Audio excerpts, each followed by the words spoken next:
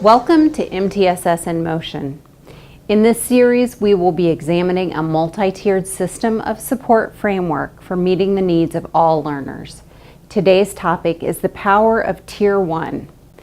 Tier 1 is first best instruction carefully selected to meet the academic, behavioral, and social-emotional needs of students.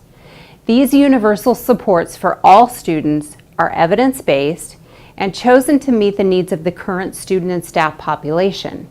Designing Tier 1 starts with asking, what do we expect all students to learn, and how will we know if they've learned it? These questions help district and school teams develop a solid core curriculum. Tier 1 supports include everything from the textbook series, staffing ratios, the number of minutes for recess, the school calendar, and many more things. Everything is chosen for a reason, and that reason must be to use available resources to meet the needs of our students.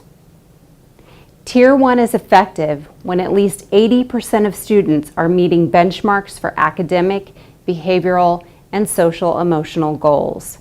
In order to determine this, students are assessed in these areas 3 times a year. Some districts already have at least some of these assessments in place, but may be missing assessments in key areas such as social-emotional functioning or at some grade levels. It's important that in reviewing data, district and school teams also consider the level of implementation fidelity. In other words, were those core supports actually being implemented fully or correctly implemented? Tier 1 is where the majority of school resources are allocated on a daily basis.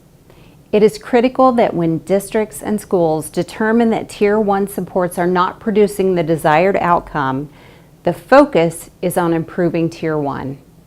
It may be that there's a mismatch between the supports and the needs of the student and staff population, or that the needs have changed. It may be that the core supports were not implemented with fidelity.